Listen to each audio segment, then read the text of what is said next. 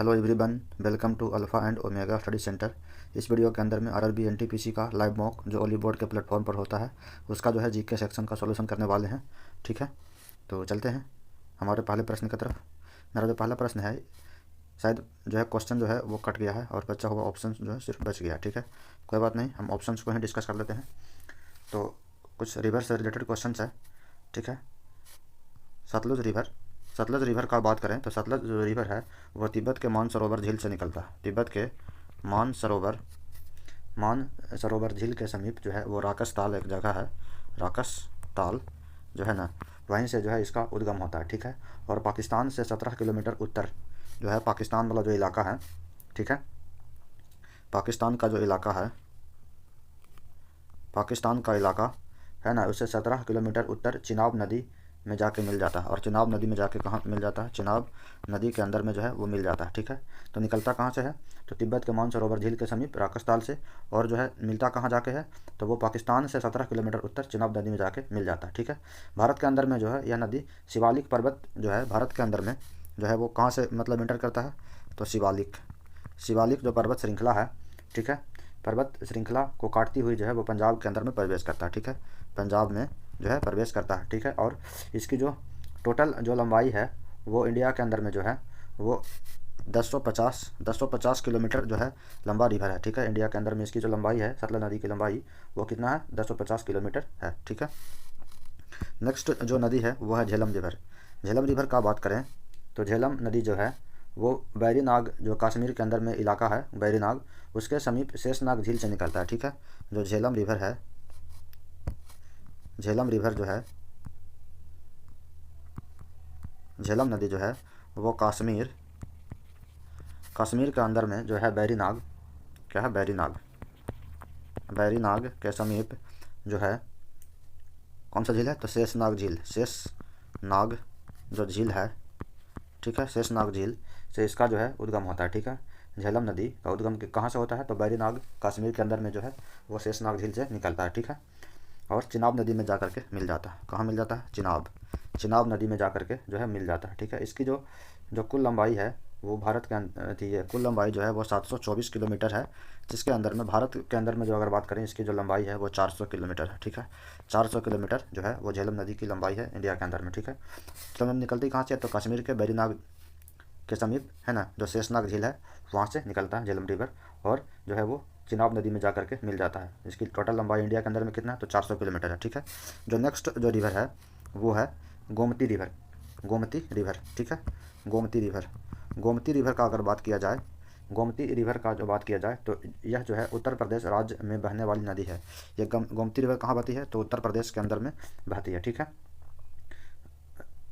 गंगा की एक प्रमुख उपनदी है, और जो गोमती रिवर जो है वो गंगा नदी की उपनदी है। क्या है? उपनदी। ठीक है, उपनदी है, गंगा नदी की जो क्या है वो उपनदी है। ठीक है, इसका जो उद्गम होता है वो उत्तर प्रदेश के पीलीभीत जिले के, है ना, माधो टोंडा कस्बे के गोमत ताल से निकलता है। कहाँ से निकलता है ये? तो पीलीभीत डिस्ट्रिक्ट, पीलीभीत जो ज़िला है उत्तर प्रदेश का, है ना, वहाँ पर ही एक जो है कस्बा का नाम है गोमत ताल। क्या नाम है? गोमत ताल। तो गोमत ताल से जो है इसका उद्गम होता है। ठीक है, पीलीभीत गोमत ताल से निकलता है कौन सा नदी? तो गोमती नदी निकलता है। ठीक है, और जो है 96 किलोमीटर दूरी तय करने के बाद गाजीपुर जिला जो है वो कैथी धाम में माँ गंगा से जाकर मिल जाता है। ठीक है, और कहाँ पर ही मिलता है? तो उत्तर प्रदेश के ही अंदर में जो है गाजीपुर जिला, है ना, गाजीपुर जिला के अंदर में जो है वो कैथी धाम में गंगा से जा कर के मिल जाता है। ठीक है, और अगली जो नदी है वो मूसी नदी है। कौन सी नदी है? मूसी नदी। मूसी रिवर का बात किया जाए तो मूसी रिवर जो है यह तेलंगाना के अनंतगिरी पहाड़ी से निकलती है। ठीक है, मूसी रिवर जो है कहाँ से निकलती है? तो मूसी जो रिवर है, मूसी नदी जो है वो कहाँ से निकलती है? तो तेलंगाना के अनंतगिरी पहाड़ी, ठीक है, अनंतगिरी पहाड़ी से जो है वो निकलती है और कृष्णा रिवर के अंदर में जाके मिल जाती है। ये कहाँ पर जाके मिलता है? तो कृष्णा रिवर के अंदर में जाके जो है वो मूसी नदी जो है वो मिल जाती है। ठीक है, चलते हैं हमारे नेक्स्ट क्वेश्चन की तरफ। नेक्स्ट क्वेश्चन जो है वो बोल रहा है कि बड़ा ओसा जो नृत्य महोत्सव है, बड़ा ओसा नृत्य महोत्सव वो जो है वो कहाँ मनाया जाता है, और यह जो है एक प्रत्येक वर्ष यानी ये जो वार्षिक उत्सव है ना, इसको कहाँ पर ही मनाया जाता है। तो बड़ा ओसा जो नृत्य महोत्सव है वो उड़ीसा के अंदर मनाया जाने वाला एक वार्षिक उत्सव है, ठीक है। उड़ीसा के अंदर मनाया जाने वाला क्या है, वार्षिक उत्सव है, ठीक है। उड़ीसा के अंदर में और कौन कौन सा जो है वार्षिक उत्सव या महोत्सव जो मनाया जाता है, ठीक है। तो इसमें से जो प्रमुख उत्सव है वो है नवकलेश्वर, नवकलेवर। कौन सा? नवकलेवर, नवकलेवर, जो कि उड़ीसा के अंदर मनाया जाता है, ठीक है। फिर एक है रज्जो महोत्सव, कौन सी है? रज्जो महोत्सव, ठीक है। फिर कौन सा हो सकता है जो उड़ीसा के अंदर मनाया जाता है? राजा परवा, ठीक है। ये भी उड़ीसा के अंदर मनाया जाने वाला एक जो है महोत्सव है। फिर है शीतल षष्ठी, शीतल षष्ठी, शीतल षष्ठी, शीतल षष्ठी जो है वो भी जो है उड़ीसा के अंदर मनाया जाने वाला एक महोत्सव है, ठीक है। फिर है तारा तरनी मेला, क्या लगता है? तारा तरनी मेला, तारा तरनी मेला, ठीक है। वो भी कहाँ लगता है? उड़ीसा के अंदर ही लगता है, ठीक है। नुआखाई महोत्सव, नुआखाई, एक नुआखाई जो है महोत्सव है वो भी उड़ीसा का एक प्रमुख महोत्सव है, ठीक है। उड़ीसा का एक प्रमुख महोत्सव है, ठीक है। उड़ीसा का एक महत्वपूर्ण महोत्सव है। पश्चिम बंगाल का अगर बात किया जाए, पश्चिम बंगाल का बात किया जाए तो पश्चिम बंगाल के जो अंदर में जो है वो पश्चिम बंगाल के अंदर में बंगाल में कौन कौन सा महोत्सव मनाया जाता है? तो पश्चिम बंगाल में जो है दुर्गा पूजा जो है वो प्रमुख महोत्सव है, दुर्गा पूजा। फिर है पोइला बैसाख, पोइला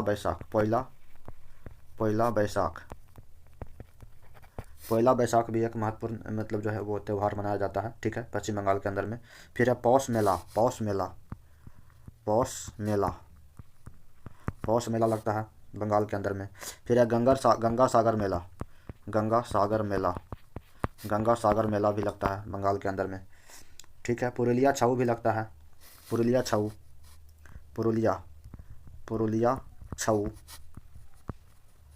छऊ भी लगता है। फिर है ईद उद फितर जो है ये एक मुस्लिम त्यौहार है, वो भी कहाँ मनाया जाता है? पश्चिम बंगाल के अंदर में मनाया जाता है। तो पश्चिम बंगाल का जो प्रमुख उत्सव जो हो गया दुर्गा पूजा, पहला बैसाख हो गया, पौष मेला, गंगा सागर मेला, पुरुलिया छऊ हो गया, ईद उद फितर हो गया, ठीक है। फिर जो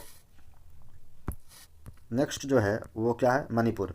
तो मणिपुर का भी कुछ देख लेते हैं जो है त्यौहार या पर्व जो हर साल मनाया जाता है, ठीक है। मणिपुर के अंदर में क्या क्या मनाया जाता है, ठीक है। तो मणिपुर के अगर बात किया जाए तो मणिपुर में जो है वो संगाई महोत्सव मनाया जाता है, संगाई महोत्सव, ठीक है, वो मणिपुर में ही मनाया जाता है। फिर है याओ सांग जो फेस्टिवल है वो भी मणिपुर के अंदर में ही मनाया जाता है। फिर है चई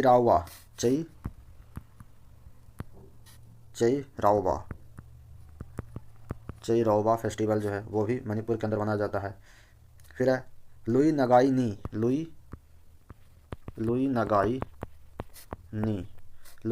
नी भी एक फेस्टिवल है जो कहाँ मनाया जाता है? वो मणिपुर के अंदर मनाया जाता है। फिर कांग जो महोत्सव है, कांग महोत्सव वो भी कहाँ मनाया जाता है? तो मणिपुर के अंदर मनाया जाता है। फिर लाई हरोबा, एक बहुत फेमस जो फेस्टिवल है वो लाई हरोबा भी कहाँ मनाया जाता है? तो मनाया जाता है मणिपुर के अंदर मनाया जाता है। और एक है कूट महोत्सव, कौन सा महोत्सव? कूट महोत्सव जो है वो भी कहाँ मनाया जाता है? मणिपुर के अंदर में मनाया जाता है। केरला की बात किया जाए, केरला की अगर बात किया जाए, केरला का बात किया जाए तो वहाँ पे कौन कौन सा महोत्सव मनाया जाता है? तो केरला के अंदर मनाया जाता है ओणम मनाया जाता है, ओणम मनाया जाता है। फिर त्रिशूर पूरम भी एक फेस्टिवल है जो भी केरला के अंदर मनाया जाता है, त्रिशूर पूरम वो भी कहाँ मनाया जाता है? केरला के अंदर मनाया जाता है, ठीक है। अट्टुकल पोंगल फेस्टिवल, अट्टुकल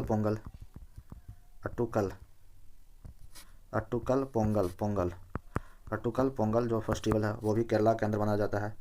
कार्निवल जो है, कार्निवल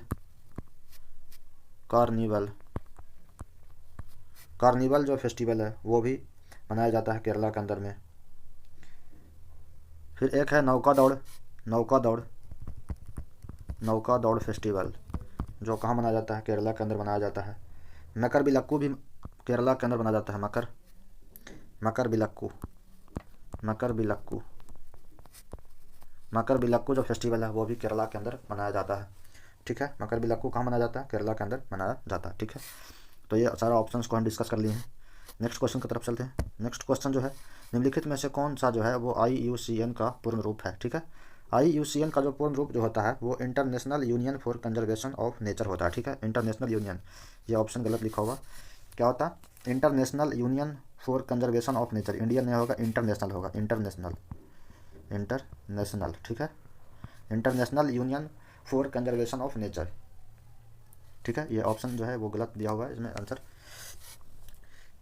IUCN का बात करें तो इसका जो मुख्य काम जो होता है वो जैव विविधता के संरक्षण जो है करना होता है। जैव विविधता, बायोडाइवर्सिटी को जो है वो संरक्षण करना होता है, ठीक है। इसका किस लिए बनाया गया था, तो बायोडाइवर्सिटी यानी जैव विविधता के संरक्षण के लिए जो है IUCN को बनाया गया था। ठीक है, जिसका पूर्ण रूप क्या होता है, international union for conservation of nature. ठीक है, इसकी जो स्थापना किया गया था वो कब किया गया था, IUCN की जो स्थापना किया गया था, IUCN का जो स्थापना किया गया था वो कब किया गया था, तो 5 अक्टूबर 1948 को किया गया था। 1948 के अंदर में IUCN की स्थापना किया गया था। ठीक है, कहाँ किया गया था, तो फ्रांस के अंदर में किया गया था, फ्रांस। ठीक है, फ्रांस के अंदर में इसकी स्थापना किया गया था। और इसका जो हेड क्वार्टर है, IUCN का जो हेड क्वार्टर है वो ग्लैंड के अंदर में है। ग्लैंड कहाँ पड़ता है, तो स्विट्जरलैंड के अंदर में पड़ता है। स्विट्जरलैंड के अंदर में जो है ग्लैंड, वहाँ जो है IUCN का इसका हेड क्वार्टर है। ठीक है, कहाँ हेड क्वार्टर है, तो IUCN का हेड क्वार्टर जो है वो स्विट्जरलैंड के ग्लैंड के अंदर में। ठीक है, जैव विविधता का बात किया जाए, जैव विविधता का बात करें, जैव विविधता का अगर बात किया जाए तो जैव विविधता किसे कहते हैं, तो जैव विविधता जो है वो किसी प्राकृतिक प्रदेश में पाई जाने वाली जंगली एवं पालतू जंतुओं, ठीक है, जंगली एवं पालतू जंतुओं एवं पादपों का मतलब हो गया पेड़ पौधा। ठीक है, पादपों की जो प्रजाति होती है, प्रजाति को जो है वो हम क्या बोलते हैं, उसको बोलते हैं जैव विविधता। ठीक है, किसी दिए हुए या कोई खास रीजन के अंदर में जितने भी टाइप के जंगली जानवर, पालतू जानवर या पेड़ पौधा की जो प्रजाति पाई जाती है उसको क्या बोलते हैं, उसको बोलते हैं जैव विविधता कहा जाता है। ठीक है, जैव विविधता कहा जाता है। जैव विविधता जो शब्द है सबसे पहले किसके द्वारा प्रयोग किया गया था, जैव विविधता शब्द का प्रयोग सबसे पहले किसके द्वारा किया गया था,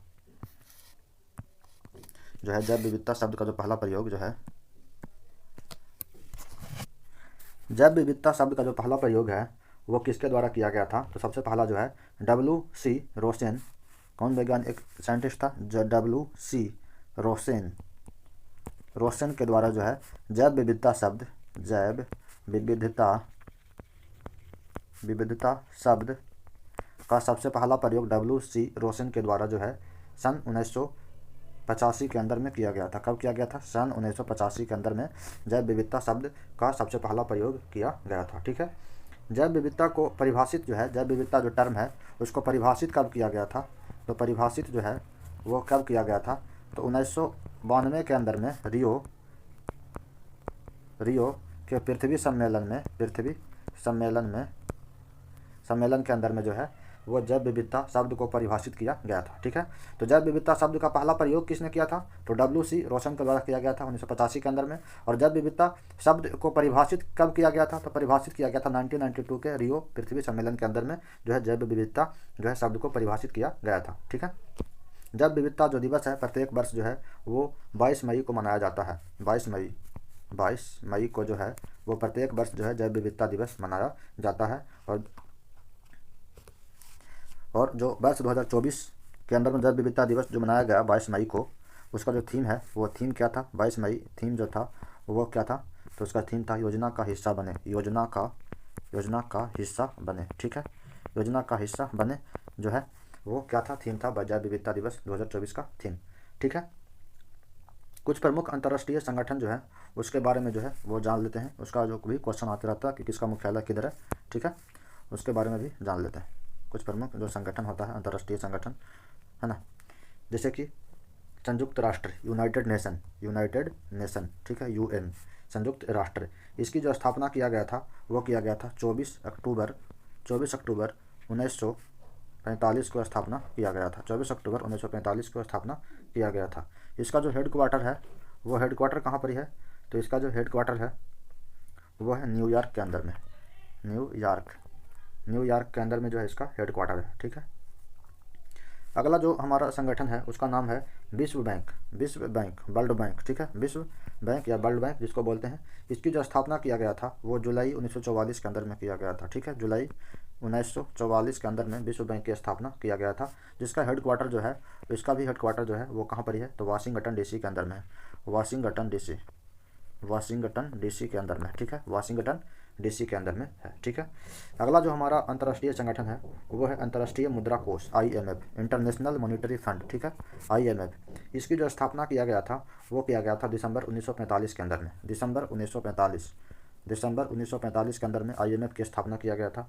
और इसका जो हेड क्वार्टर है वो है वाशिंगटन डीसी। इसका भी हेड क्वार्टर सेम ही है, जो कि मतलब IMF का हेड क्वार्टर भी वाशिंगटन डीसी के अंदर में ही है, ठीक है। इसकी स्थापना कब किया गया था, तो दिसंबर 1945 के अंदर में किया गया था, ठीक है।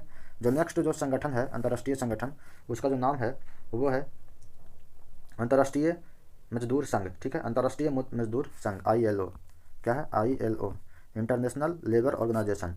इसकी जो स्थापना किया गया था, है ना, मजदूर संघ की जो स्थापना किया गया था वो किया गया था 11 अप्रैल 1919 को किया गया था, 11 अप्रैल 1919, ठीक है, 1919 के अंदर में किया गया था। और इसका जो हेड क्वार्टर था वो हेड क्वार्टर है जनेवा, स्विट्जरलैंड के अंदर में, जनेवा, स्विट्जरलैंड के अंदर में जो है वो ILO, अंतर्राष्ट्रीय मजदूर संघ, है ना, इंटरनेशनल लेबर ऑर्गेनाइजेशन की स्थापना 11 अप्रैल 1919 को जनेवा, इसका स्विट्जरलैंड के अंदर में है, ठीक है। अगला जो हमारा राष्ट्रीय संगठन है वो है विश्व पर्यटन संगठन, WTO, विश्व पर्यटन संगठन,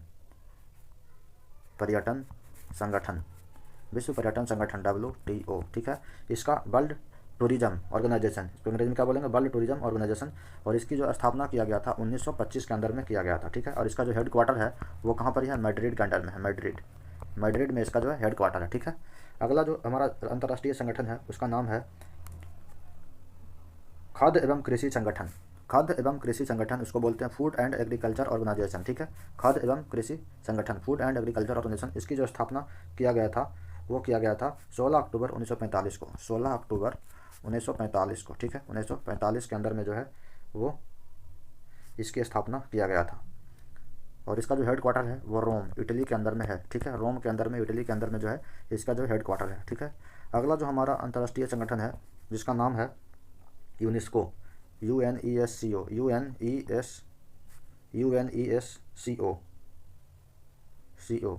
इसका जो फुल फॉर्म होता है, इसका फुल फॉर्म जो है हमेशा एग्जाम के अंदर में आता रहता है UNESCO का। तो इसका जो फुल फॉर्म होता है United Nations,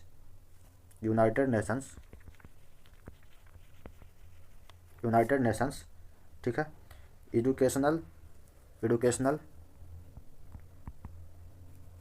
educational comma scientific and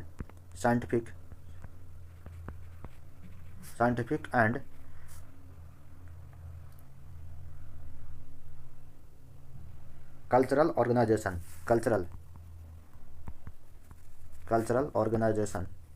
organisation, ठीक है। यूनेस्को का जो फुल फॉर्म क्या होता है, तो United Nations educational scientific and cultural organisation. UNESCO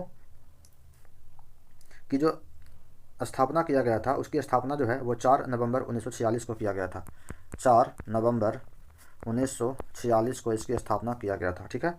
और इसका जो हेड क्वार्टर है वो पेरिस, फ्रांस के अंदर में है। इसका हेड क्वार्टर कहाँ पर है, तो इसका हेड क्वार्टर जो है वो पेरिस, फ्रांस के अंदर में जो है इसका हेड क्वार्टर है, ठीक है। यूनेस्को का हेड क्वार्टर कहाँ पर है, पेरिस, फ्रांस के अंदर में। इसका जो फुल फॉर्म होता है United Nations educational scientific and cultural organisation, ठीक है। जो हमारा नेक्स्ट जो है वो संगठन है अंतर्राष्ट्रीय संगठन, वो है यूनिसेफ, UNICEF, ठीक है।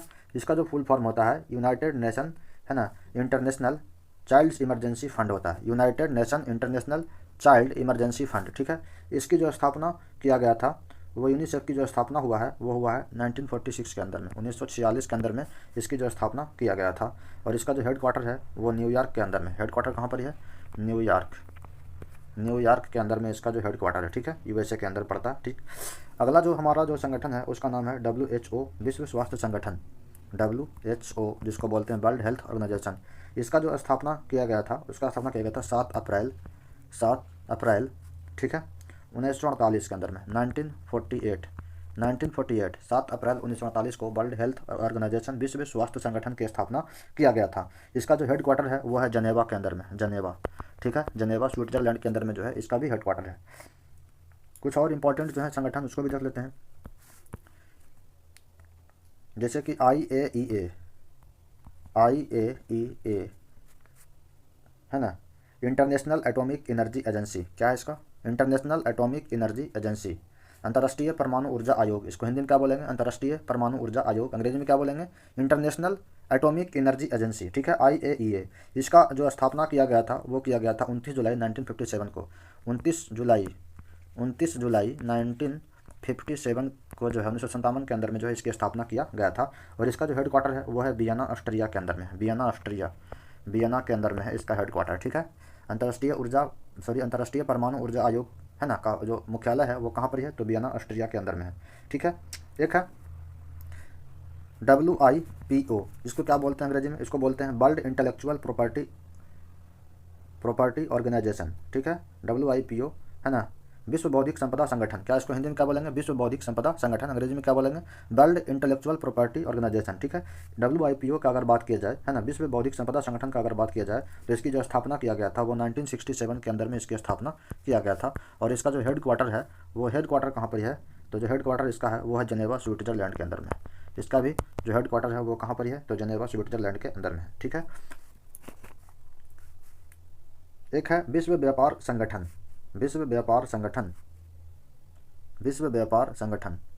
World trade organisation. इसका भी शॉर्ट फॉर्म WTO ही होता है, लेकिन यह व्यापार संगठन है, व्यापार, ठीक है।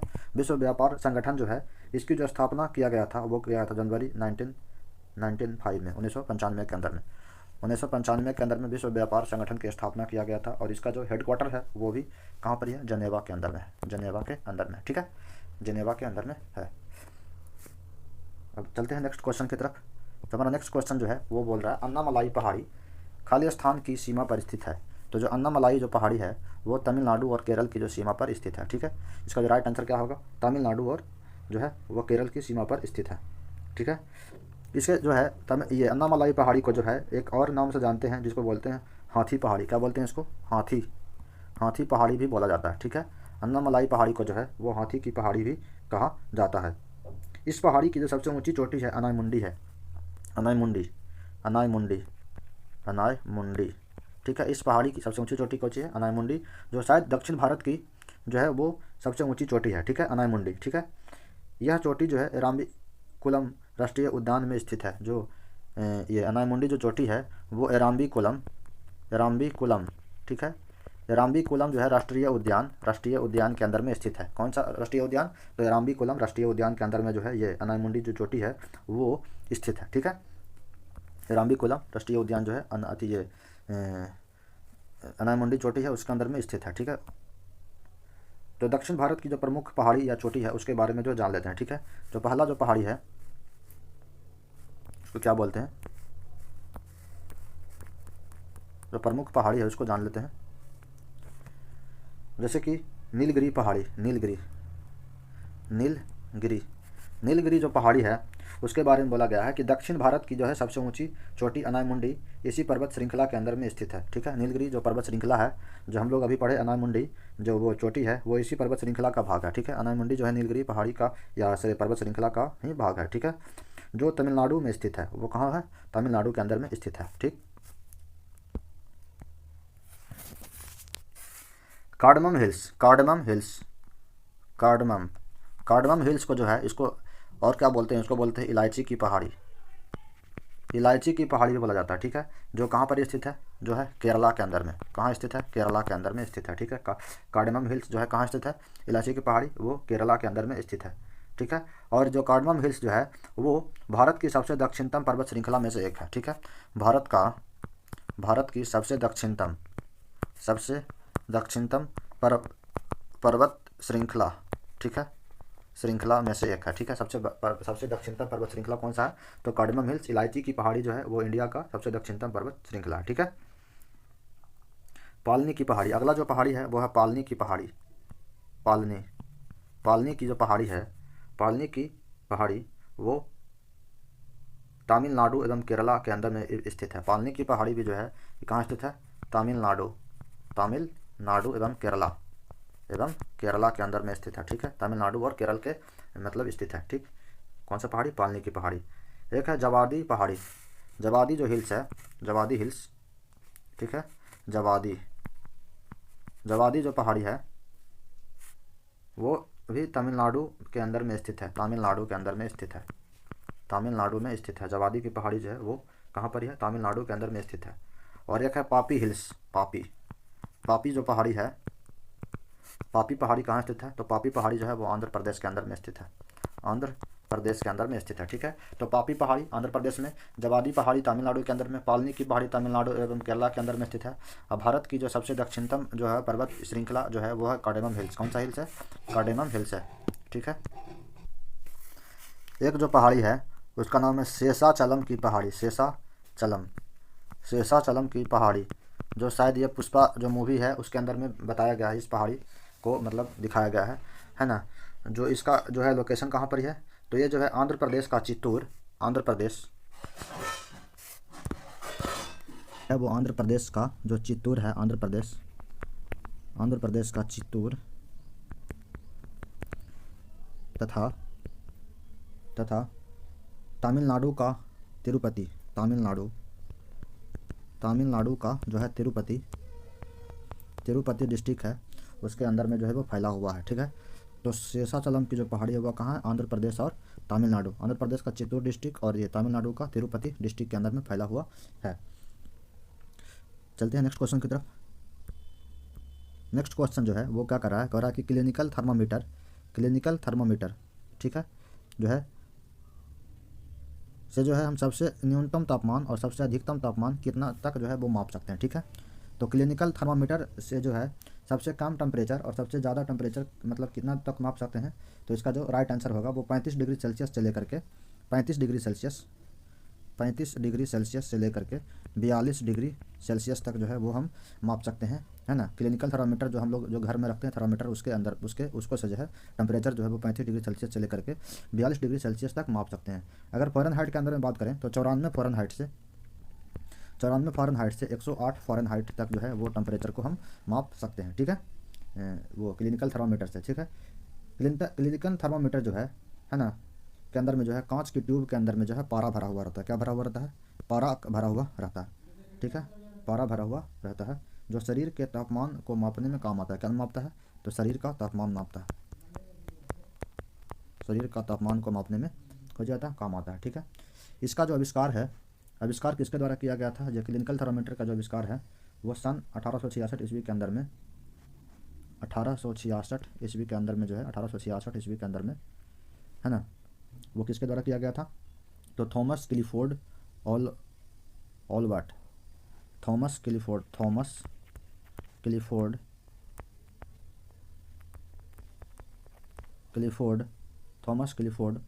ऑलबर्ट के द्वारा किया गया था। ऑलबर्ट के द्वारा जो है 1866 ईस्वी के अंदर में थर्मामीटर का खोज किया गया था या आविष्कार किया गया था, ठीक है। नेक्स्ट क्वेश्चन की तरफ चलते हैं। जो हमारा नेक्स्ट क्वेश्चन है वो कह रहा है अंडमान एंड निकोबार द्वीप समूह के कितने उत्पादों को जो है वो जीआई टैग दिया गया है? अंडमान एंड निकोबार द्वीप समूह को कितने उत्पादों को जीआई टैग दिया गया? वो भी कब दिया गया? तो जनवरी 2025 के अंदर में। तो इसका जो सही आंसर है वो है 7, ठीक है।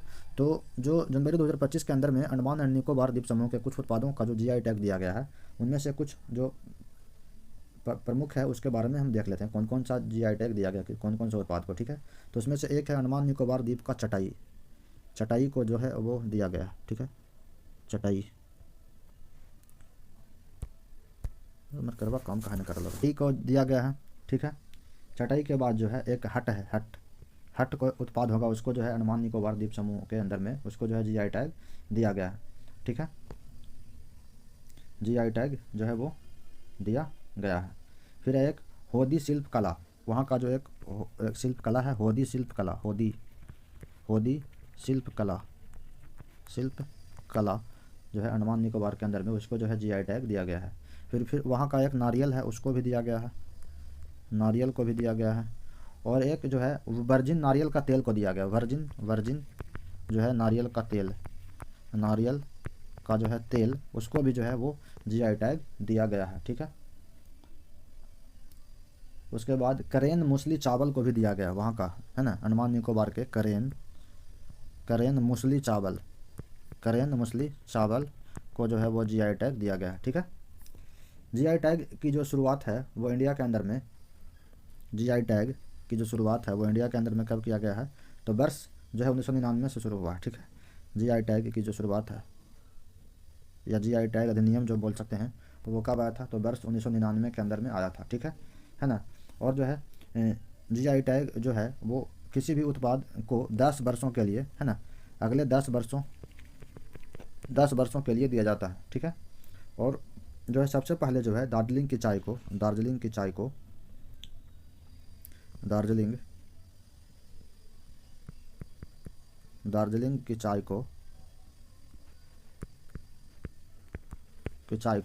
जो है वर्ष 2004 के अंदर में जो है जीआई टैग दिया गया था।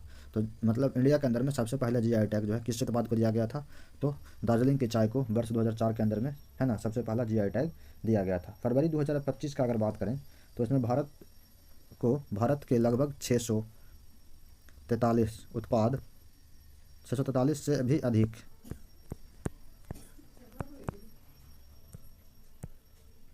देने की संभावना है। ठीक है ना। वर्ष 2025 जो ये फरवरी 2025 तक जो है वो 643 उत्पाद से भी ज़्यादा को जो है जीआई टैग देने की संभावना है। ठीक है, सबसे ज़्यादा जो है जीआई टैग जो है प्राप्त करने वाला राज्य जो है वो यूपी है। यूपी के सबसे ज़्यादा उत्पादों को जो है अब तक जो है सबसे ज़्यादा जो है वो जीआई टैग दिया जा चुका है। यूपी के सबसे ज़्यादा जीआई टैग दिया जा चुका है। ठीक है, उत्पादों को जीआई टैग दिया जा चुका है। लगभग जो है वो 69 उत्पाद है यूपी का जिसको जो जीआई टैग दिया जा चुका है। ठीक है, नेक्स्ट क्वेश्चन की तरफ चलते हैं। नेक्स्ट क्वेश्चन जो है वो 11 जनवरी 2025, ये एक ही क्वेश्चन बाद आ चुका है। नेक्स्ट क्वेश्चन की तरफ चलते हैं। निम्नलिखित में से कौन जो है खाद्य श्रृंखला का जो अंतिम भाग है वे निर्जीव पौधे एवं जंतुओं को अवशेष खाते हैं। ठीक है, तो इसका जो सही आंसर हो जाएगा वो हो जाएगा अपघटक। क्या हो जाएगा? अपघटक। ठीक है, अपघटक जो है वो क्या करता है, वो निर्जीव वस्तुओं के, है ना, एवं जंतुओं के अवशेष को खाते हैं। ठीक है, अपघटक, जिसको दूसरा तरीका से जो है अपरधारी कहा जाता है, अपरधारी या, है ना, डेट्रियो ओवर कहते हैं, डेट्रियो ओवर। ठीक है, ऐसे क्या बोलते हैं, अपघटक कहा जाता है। अपघटक जो है वो जो है खाद्य श्रृंखला के अंतिम भाग यानी जो है निर्जीव पौधे एवं जंतुओं के अवशेष को जो है वो खाते हैं। ठीक है, खाद्य श्रृंखला जो होता है वो एक ऐसी प्रक्रिया है जिसमें एक जीव दूसरे जीव को खाता है और वह जीव किसी तीसरे जीव के द्वारा खाया जाता है। ठीक है, खाद्य श्रृंखला के प्रत्येक भाग को पोषी स्तर कहा जाता है। क्या कहा जाता है? पोषी स्तर कहा जाता है। ठीक है, पोषी स्तर जो है वो कहा जाता है। ठीक है, खाद्य श्रृंखला के प्रत्येक भाग को जो है वो क्या कहा जाता है? वो पोषी स्तर कहा जाता है। प्रत्येक पोषी स्तर में जीव, है ना, की एक विशिष्ट भूमिका होती है। इसके, है ना, 3 भाग होते हैं। ठीक है, ये इसका कितना भाग होता है? खाद्य श्रृंखला का 3 भाग होता है। ठीक है, इसके अंदर में जो पहले जो होते हैं उसको बोलते हैं उत्पादक। क्या बोलते हैं? उत्पादक। ठीक है, दूसरा जो होता है वो होता है उपभोक्ता, और तीसरा जो होता है वो होता है अपघटक।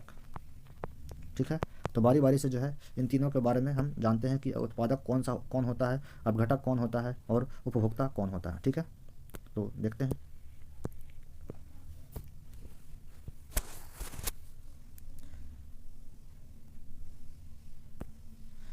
सबसे पहले जानते हैं कि उत्पादक कौन होता है। उत्पादक,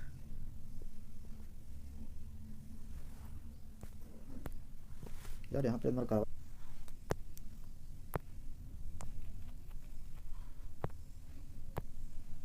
उत्पादक के बारे में जानते हैं। उत्पादक जो है वो कौन होते हैं। ठीक है, तो उत्पादक जो होता है वो क्या करता है कि अपना जो भोजन है, अपना भोजन जो है वो स्वयं बनाता है। ठीक है, तो जो भी मतलब पेड़ पौधा जीव जंतु जो भी अपना भोजन स्वयं बनाता है उसको क्या बोलते हैं? उसको बोलते हैं उत्पादक। उत्पादक के अंदर में जो आएगा कौन सा आएगा? हरा पेड़ पौधा। कौन सा आएगा? हरा पेड़ पौधा आएगा। उत्पादक के जो अंदर में कौन आएगा? हरा पेड़ पौधा। हरा पेड़ पौधे जो है वो कौन आते हैं? वो उत्पादक के कैटेगरी के अंदर में आते हैं, जो अपना भोजन जो है वो स्वयं बनाते हैं। ठीक है। दूसरा जो होता है उपभोक्ता। उपभोक्ता उपभोक्ता किसको कहते हैं? तो उपभोक्ता जो होता है जो अपना भोजन जो है स्वयं नहीं बनाता है ना, जो दूसरों पर आश्रित रहता है, या बोल सकते हैं उसको कि जो है वो वे भोजन के लिए उत्पादों एवं अन्य उपभोक्ताओं पर निर्भर रहते हैं, है ना। भोजन के लिए जो है उत्पादों एवं अन्य उपभोक्ता पर जो है निर्भर रहते हैं, उसको बोलते हैं उत्पादक। सॉरी, उसको बोलते हैं उपभोक्ता कहते हैं। क्या बोलते हैं उसको? उपभोक्ता कहा जाता है। इस कैटेगरी के अंदर में जो है वो कौन कौन से आ सकते हैं? तो इस कैटेगरी के अंदर में जो उपभोक्ता हो सकते हैं, उपभोक्ता या तो शाकाहारी हो सकते हैं, या तो मांसाहारी हो सकते हैं, है ना, या तो सर्वाहारी हो सकते हैं। ठीक है। तो उपभोक्ता जो है या तो शाकाहारी या मांसाहारी या सर्वाहारी भी हो सकते हैं। ठीक है। और जो बचा हुआ है वो तीसरा है, वो है अपघटक। अपघटक कौन हो सकता है? अपघटक किसको बोलते हैं? अपघटक, तो अपघटक जो होता है वो होता है जो कि सड़े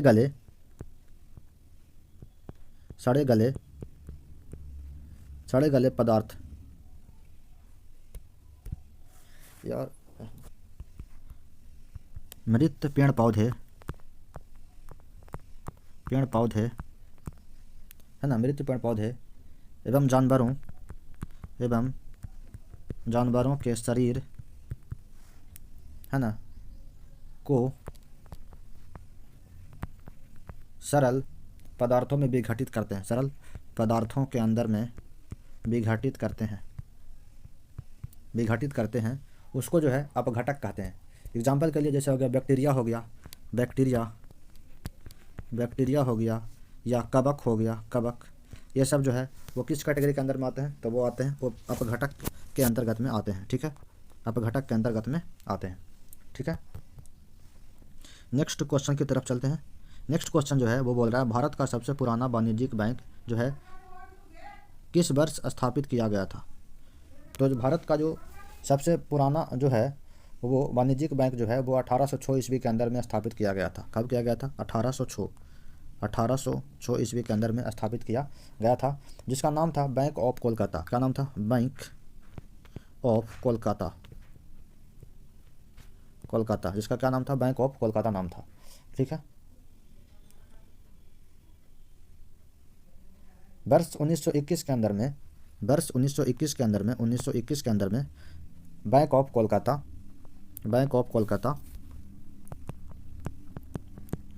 बैंक ऑफ मद्रास, और बैंक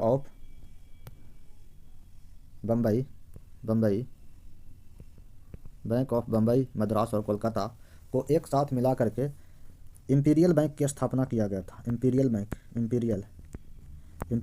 की स्थापना किया गया था। ठीक है। इंपीरियल बैंक की स्थापना किया गया था।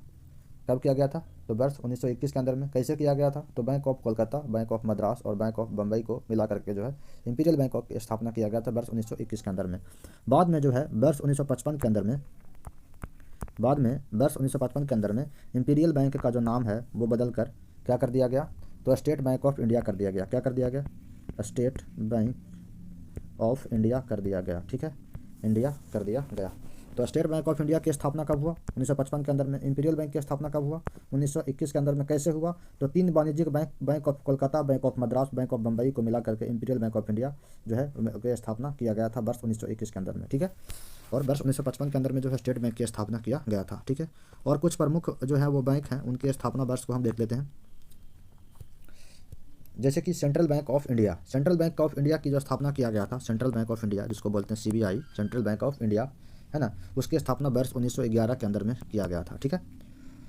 पंजाब नेशनल बैंक की जो स्थापना है, पंजाब नेशनल बैंक जिसको पीएनबी बोलते हैं, उसकी जो स्थापना किया गया था वो किया गया था 19 मई 1894 को किया गया था। 19 मई 1894 के अंदर में किया गया था, ठीक है ना। 19 मई 1894 के अंदर में किया गया था। और एक है केनरा बैंक, है ना, केनरा बैंक,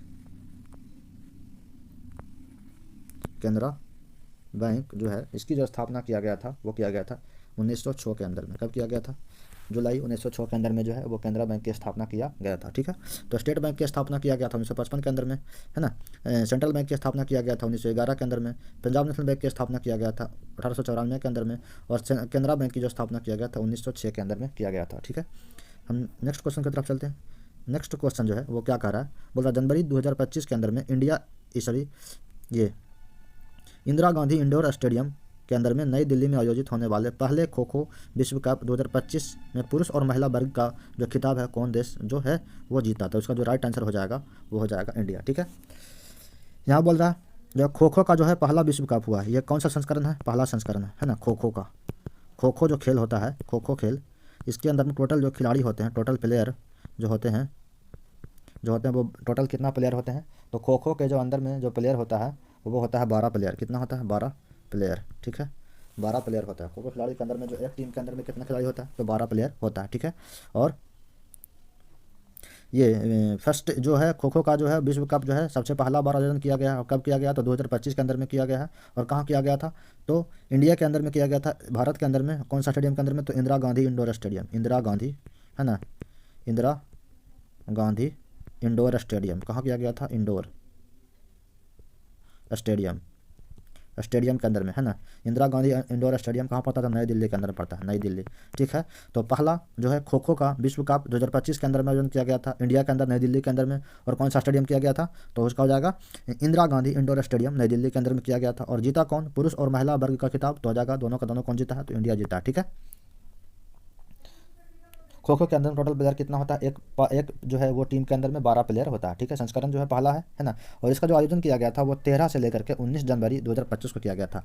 आयोजन कब से कब तक किया गया था? 13 से लेकर के 19 जनवरी, ठीक है। 19 जनवरी में आयोजन किया गया था पहला खो खो विश्व कप, ठीक है।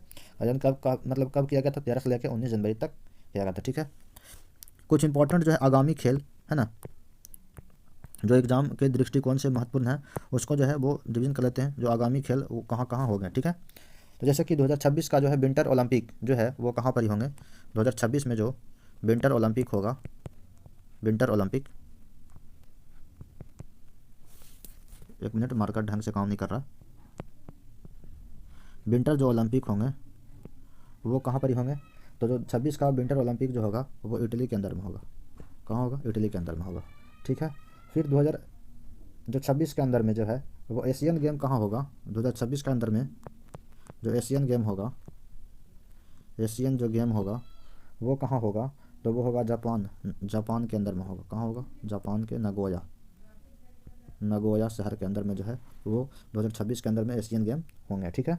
फिर 2026 के अंदर में राष्ट्रमंडल खेल जो है 2026 के अंदर में जो है वो राष्ट्रमंडल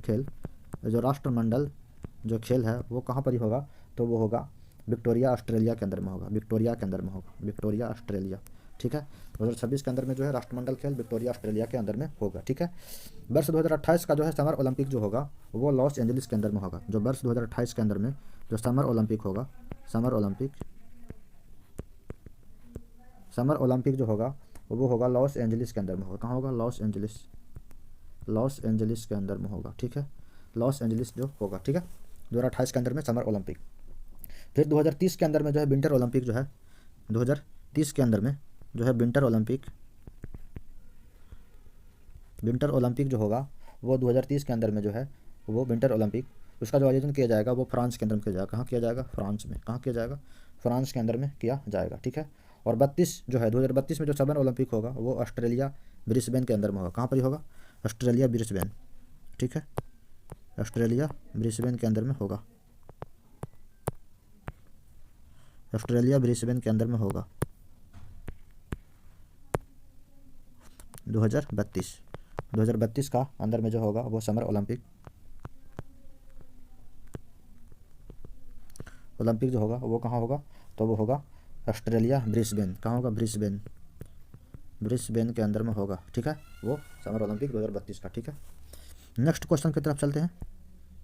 जो हमारा नेक्स्ट क्वेश्चन है वो कह रहा है यदि किसी विधेयक में, है ना, खाली स्थान के मामलों से संबंधित प्रावधान शामिल होते हैं तो उसे धन विधेयक माना जाएगा।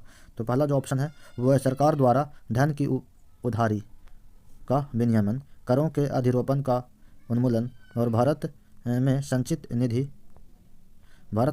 निधि से धन का विनियोग, ठीक है। तो ये सारा का सारा जो है टर्म्स एंड कंडीशन जो है वो एक धन विधेयक के लिए जो है वो बहुत ज़रूरी है, ठीक है। ये सब जो है वो मतलब जो है धन विधेयक के मतलब किसी विधेयक को धन विधेयक होने के लिए मतलब ज़रूरी है, ठीक है। धन विधेयक के बात करें तो धन विधेयक का जो चर्चा है वो संविधान के अनुच्छेद 110 के अंदर में किया गया है ना। धन विधेयक का जो चर्चा है वो अनुच्छेद 110 के अंदर में जो है वो धन विधेयक की जो है वो परिभाषा बताई गई है, ठीक है, कि कोई भी विधेयक धन विधेयक है या नहीं, इसका जो निर्णय है वो लोकसभा अध्यक्ष करता है। कौन करता है? लोकसभा अध्यक्ष,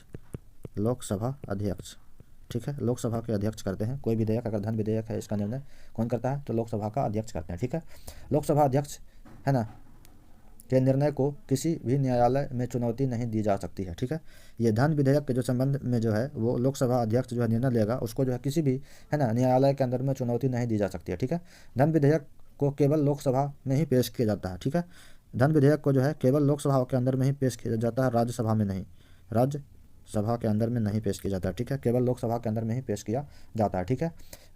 लोकसभा में पेश करने से पहले धन विधेयक को जो है वो राष्ट्रपति की अनुमति लेनी पड़ती है, ठीक है, राष्ट्रपति की अनुमति लेनी पड़ती है ना, राष्ट्रपति की अनुमति लेनी पड़ती है ना। कोई भी विधेयक को, है ना, या धन विधेयक को जो है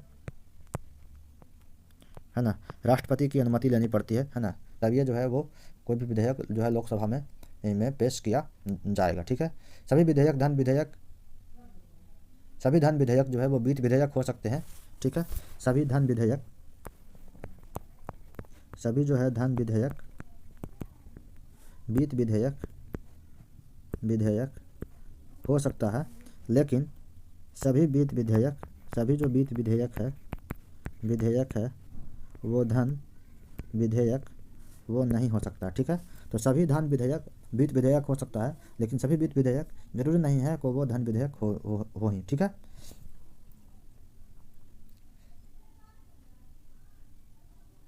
धन विधेयक को जो है वो लोकसभा के अंदर में साधारण बहुमत से पेश किया जाता है ना। तो धन विधेयक को लोकसभा में कैसे पेश किया जाता है?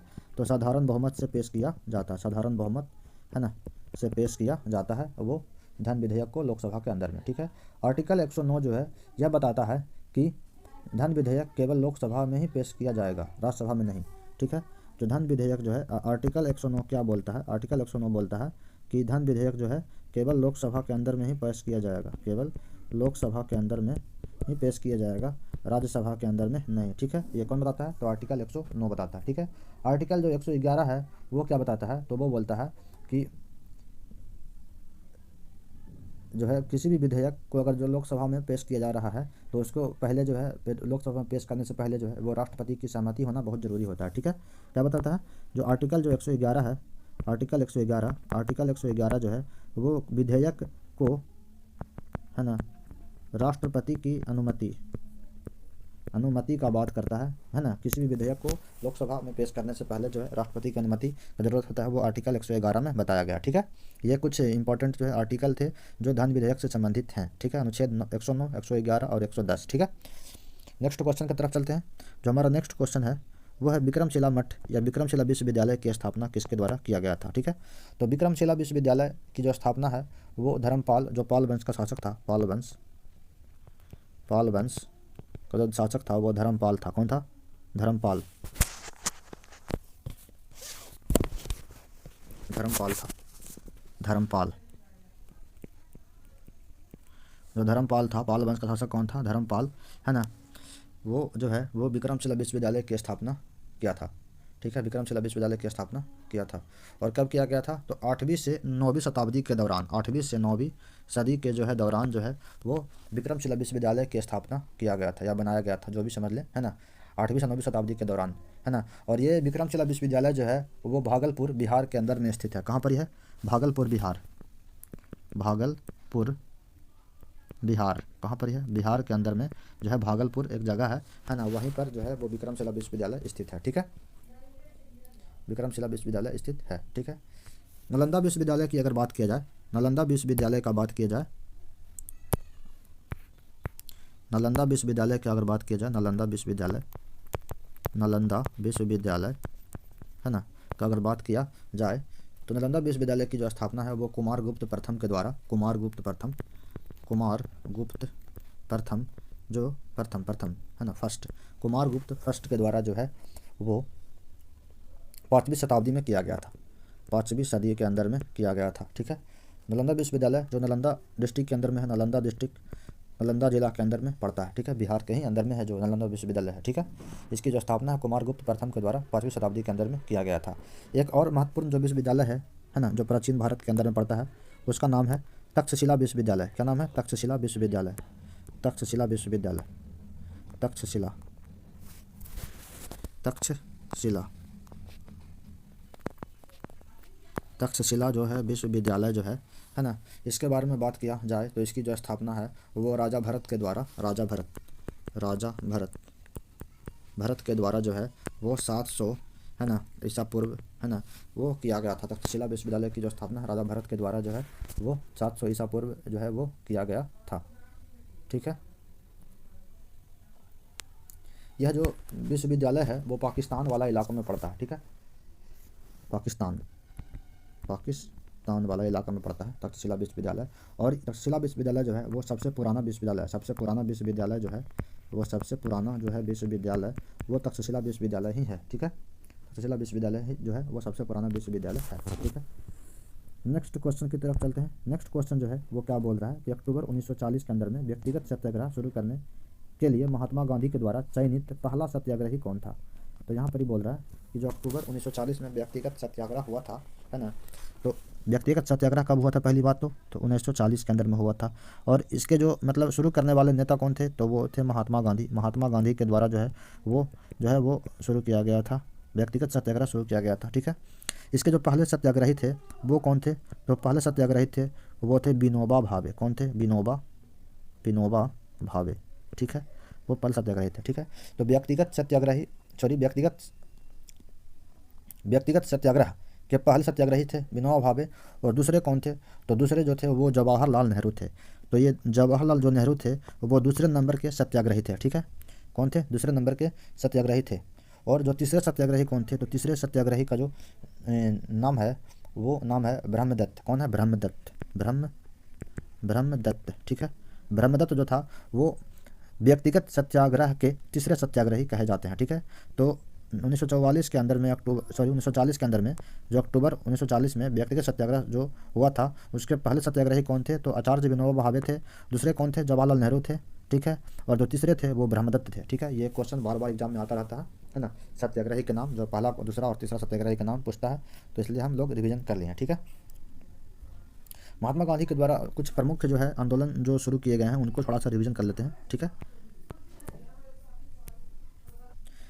जैसे कि चंपारण सत्याग्रह जो हुआ है वो वर्ष 1917 के अंदर में किया गया था। ठीक है ना।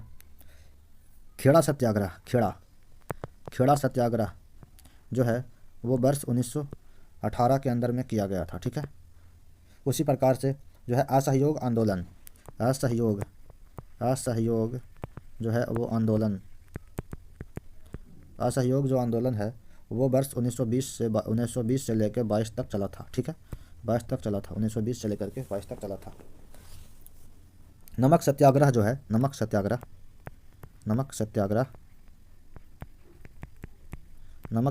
है वो जो है नमक सत्याग्रह जो है वो वर्ष 1930 के अंदर में शुरू किया गया था। नमक सत्याग्रह जो है वर्ष 1930 के अंदर में शुरू किया गया था। ठीक है, और भारत छोड़ो आंदोलन जो है, भारत छोड़ो मूवमेंट का बात किया जाए है ना, भारत छोड़ो मूवमेंट का जो बात की जाए तो ये वर्ष 1942 के अंदर में शुरू किया गया था। वर्ष 1942 के अंदर में शुरू किया गया था भारत छोड़ो मूवमेंट। ठीक है, तो ये प्रमुख जो है वो गांधी जी के नेतृत्व वाले जो आंदोलन है ना, जो गांधी जी के नेतृत्व में हुआ था। ठीक है, चंपारण, ये सब, खड़ा, असहयोग आंदोलन, नमक सत्याग्रह, ये सब। ठीक है, जो हमारा जो नेक्स्ट क्वेश्चन है वो नेक्स्ट क्वेश्चन की तरफ हम लोग चलते हैं। नेक्स्ट क्वेश्चन जो है, निम्नलिखित में से किस वर्ष सर थॉमस रो को जहांगीर के दरबार में जेम्स प्रथम के राजदूत के रूप में भेजा गया था? ठीक है, तो इसका जो आंसर हो जाएगा वो हो जाएगा क्या हो जाएगा 1615 ईस्वी के अंदर में। 1615 ईस्वी के अंदर में जो है सर थॉमस रो जहांगीर के दरबार में जेम्स प्रथम के राजदूत के रूप में आया था। ठीक है, तो जेम्स प्रथम के राजदूत के रूप में ये जो सर थॉमस रो है वो आने वाला है ना, जहांगीर के दरबार में जाने वाला जो है वो दूसरा नंबर का जो है वो ये था, क्या था, राजदूत था। ठीक है, इससे पहले एक राजदूत और आया था जो सर थॉमस रो के राजदूत के रूप में बन के आया था, वो आया था जिसका जो वर्ष 1609 ईस्वी के अंदर में जो है सर थॉमस रो के राजदूत के रूप में सर थॉमस रो ने ये जेम्स प्रथम के राजदूत के रूप में आने वाला जहांगीर के दरबार में पहला जो राजदूत था उसका क्या नाम था? तो उसका नाम था कैप्टन हॉकिंस। क्या नाम था? Captain Hawkins. ठीक है, हॉकिंस। ठीक है, तो कैप्टन हॉकिंस। तो जहांगीर के दरबार में जाने वाला जो पहला जो है वो राजदूत जो जेम्स प्रथम का राजदूत बन के आया था उसका नाम था कैप्टन हॉकिंस। और ये जो सर थॉमस रो है वो दूसरा नंबर का राजदूत था जो साल 1615 ईस्वी के अंदर में गया था। ठीक है, और 1609 ईस्वी के अंदर में जो है वो जेम्स प्रथम के राजदूत के रूप में कैप्टन हॉकिंस गया था और यह पहला राजदूत था। ठीक है, नेक्स्ट क्वेश्चन की तरफ चलते हैं। नेक्स्ट क्वेश्चन जो है, निम्नलिखित में से किसने अगस्त 2024 के अंदर में नेपाल के प्रधानमंत्री के रूप में शपथ ली है? तो इसका जो आंसर हो जाएगा खड़ग प्रसाद शर्मा ओली, नेपाल, है ना। नेपाल के जो राष्ट्रपति हैं उनका नाम है राष्ट्रपति का जो नाम है उनका नाम है रामचंद्र पौडेल। रामचंद्र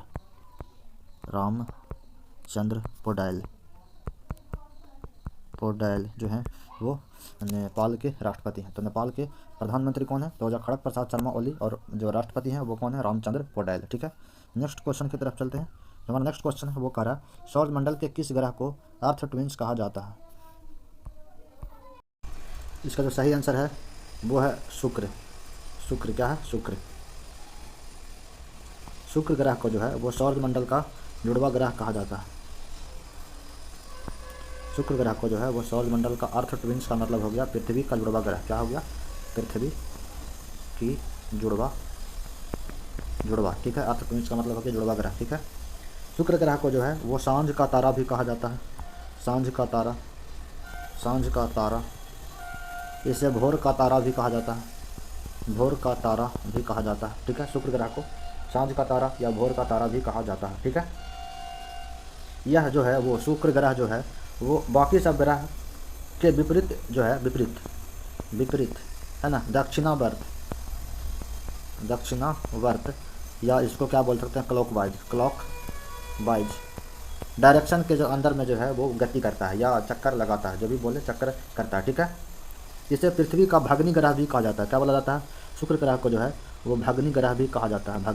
पृथ्वी का भग्नि ग्रह भी कहते हैं। शुक्र ग्रह को जो है वो पृथ्वी का भग्नि ग्रह कहा जाता है। इसके पास जो है कोई उपग्रह नहीं है, इसके पास एक भी उपग्रह नहीं है, ठीक है, बुध ग्रह का बात किया जाए, बुध ग्रह का बात किया जाए, जो बुध है बुध ग्रह का बात किया जाए तो जो है यह सूर्य से सबसे नज़दीक स्थित ग्रह है।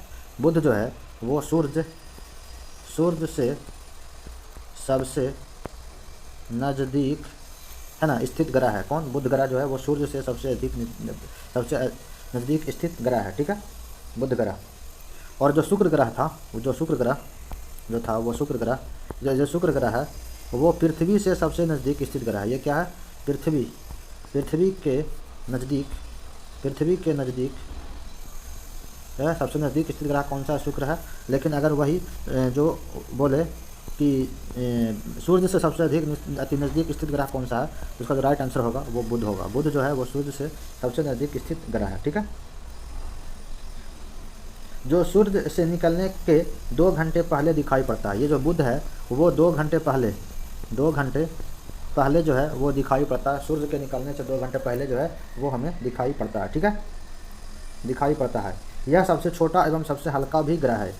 सबसे छोटा तथा हल्का, है ना। तो जो बुध है वो सौर मंडल का सबसे छोटा तथा सबसे हल्का ग्रह है। ठीक है, इसके पास भी कोई उपग्रह नहीं है। बुध के पास भी कोई उपग्रह जो है वो नहीं है।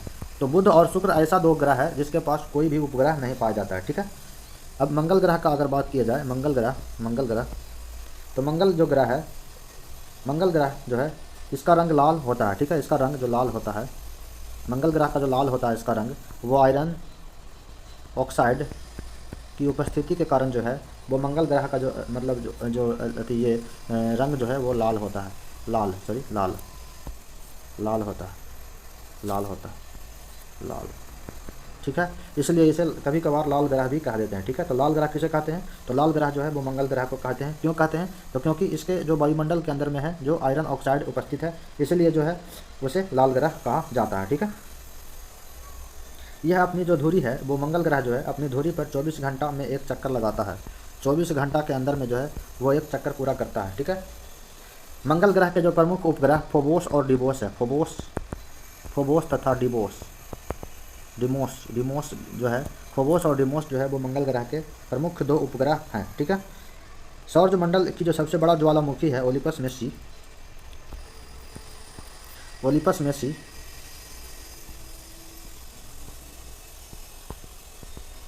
मेसी जो सबसे बड़ा ज्वालामुखी है सौरमंडल का, है ना,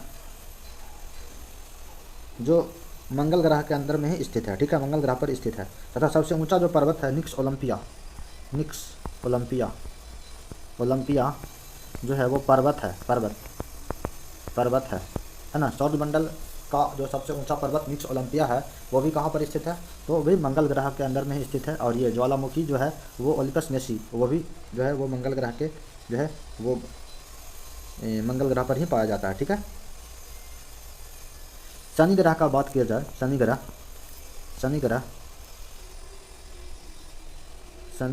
का अगर बात किया जाए तो शनि जो है वो आकार के हिसाब से दूसरा सबसे बड़ा ग्रह है,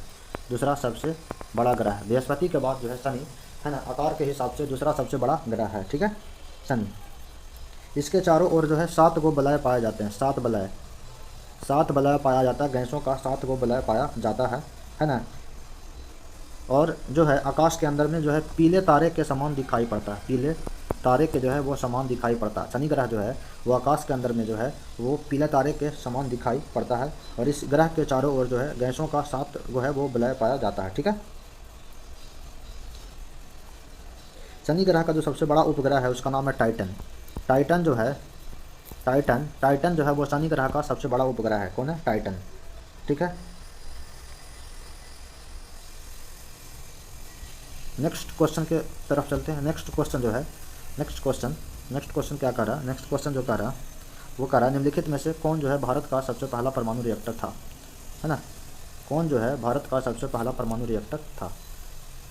तो भारत का जो सबसे पहला परमाणु रिएक्टर है उसका नाम था अप्सरा। क्या नाम था, अप्सरा नाम था, ठीक है। अप्सरा जो पहला परमाणु रिएक्टर है इसको जो है बार्क के द्वारा, भाभा एटॉमिक रिसर्च सेंटर जो है बार्क के द्वारा जो है वो अगस्त 1956 के अंदर में, अगस्त 1956 के अंदर में इसको बनाया गया था, ठीक है। ट्रॉम्बे, कहाँ पर बनाया गया था, ट्रॉम्बे जो है वो महाराष्ट्र के अंदर में बनाया गया था, ठीक है। ट्रॉम्बे महाराष्ट्र में स्थापित किया गया था जो भारत का सबसे पहला परमाणु रिएक्टर था, जिसका नाम क्या था, अप्सरा। जिसको जो है किसके द्वारा बनाया गया था, बार्क के द्वारा बनाया गया था, ठीक है। बार्क का बात करें तो बार्क का जो फुल फॉर्म होता है, Bhabha atomic research centre, Bhabha atomic research centre, ठीक है, भाभा एटॉमिक रिसर्च सेंटर, ठीक है। इसकी जो स्थापना किया गया था वो मुंबई के अंदर में किया गया था, Bhabha atomic research centre. Bharat के अंदर में मुख्य जो है वो परमाणु ऊर्जा संयंत्र हैं। भारत के अंदर में जो है वो 7 प्रमुख परमाणु ऊर्जा संयंत्र हैं, उसके बारे में जो है जान लेते हैं, ठीक है। भारत के अंदर में 7 परमाणु ऊर्जा संयंत्र हैं। जो पहला परमाणु ऊर्जा संयंत्र है उसका नाम है रावत भाटा। ये कहाँ पड़ी है, तो ये जो परमाणु ऊर्जा संयंत्र है वो राजस्थान के अंदर में, ठीक है। दूसरा जो परमाणु ऊर्जा संयंत्र है उसका नाम है काकरापार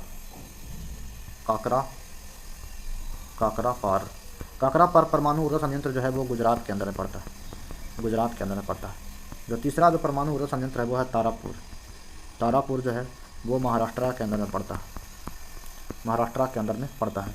चौथा जो परमाणु ऊर्जा संयंत्र है वो है कैगा। कैगा जो है वो कर्नाटक के अंदर में पड़ता है, कर्नाटक के अंदर में जो पड़ता है ये परमाणु ऊर्जा संयंत्र है। पाँचवा जो है वो परमाणु ऊर्जा संयंत्र, पाँचवा परमाणु ऊर्जा संयंत्र है वो कलपक्कम है। कलपक्कम जो परमाणु ऊर्जा संयंत्र है वो जो है वो तमिलनाडु के अंदर में है, तमिलनाडु के अंदर में, ठीक है। और जो छठा परमाणु ऊर्जा संयंत्र है वो भी तमिलनाडु के ही अंदर में है, उसका नाम है कुंडनकुलम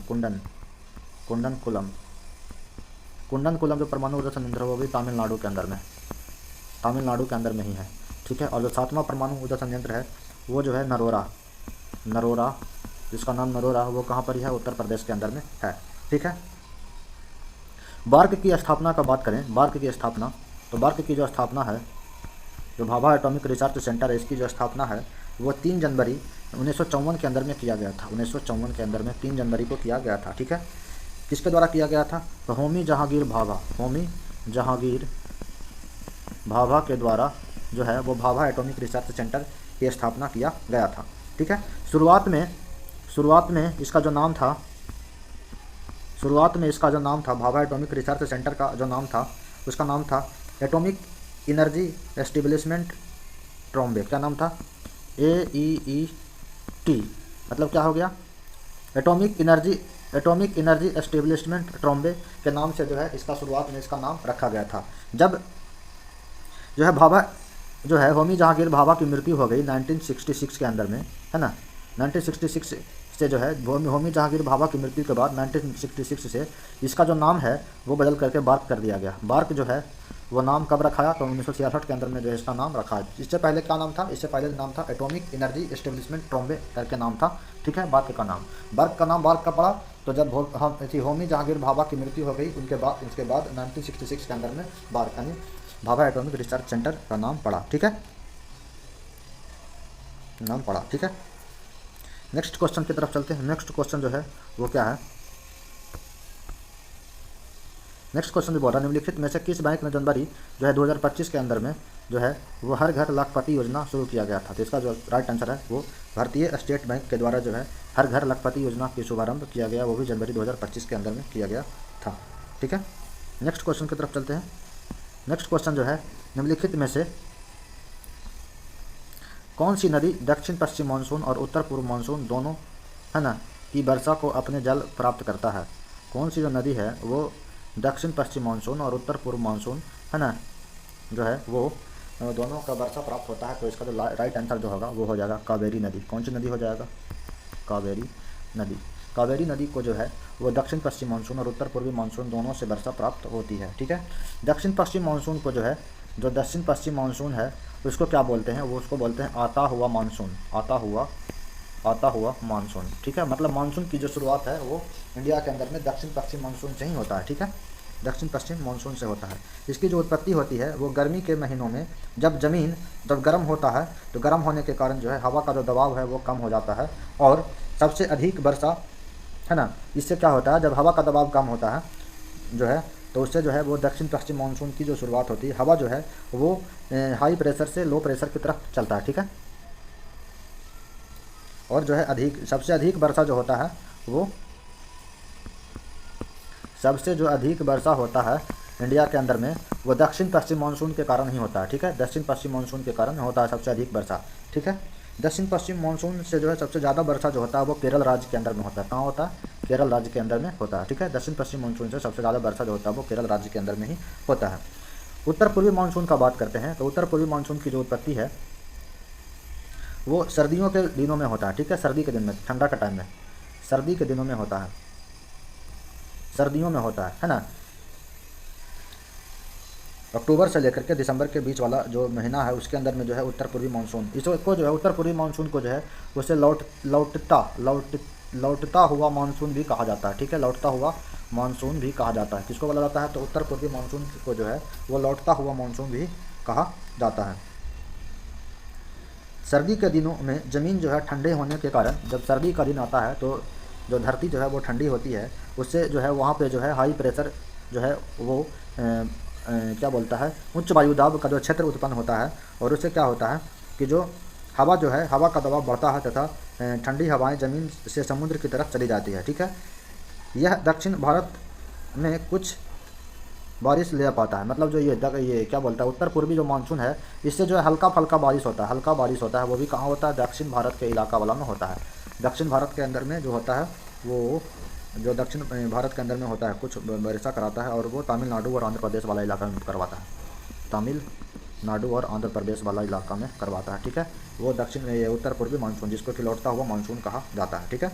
ये लौटती हुई मानसून या उत्तर पूर्वी मानसून से जो है सबसे अधिक वर्षा जो होता है वो तमिलनाडु वाला रीजन में होता है। सबसे ज़्यादा वर्षा जो होता है वो तमिलनाडु वाला रीजन में होता है, ठीक है। दक्षिण पश्चिम मानसून से सबसे अधिक बारिश केरला के अंदर में होता है, और उत्तर पूर्वी मानसून से जो है सबसे अधिक बारिश जो होता है वो तमिलनाडु के अंदर में होता है, ठीक है, जिसे कि लौटता हुआ मानसून कहते हैं, ठीक है। तो यही है हमारा लास्ट क्वेश्चन इस वीडियो का। कैसा लगा मेरा वीडियो? अगर अच्छा लगा हो, जानकारी अच्छा लगा हो, तो अपने दोस्तों के साथ शेयर करें, लाइक करें, सब्सक्राइब करें, चैनल को सब्सक्राइब करें। और अगर कुछ बताने में गलती हो गई हो या कुछ भी सुधार करना हो तो प्लीज़ कमेंट बॉक्स में कमेंट करें, ठीक है। और राइटिंग के लिए खेद है, ठीक है, जो राइटिंग है वो मार्कर ढंग से काम नहीं कर पाता है, इसलिए मतलब ऐसा राइटिंग हो जाता है, ठीक है। तो thank you for watching this video.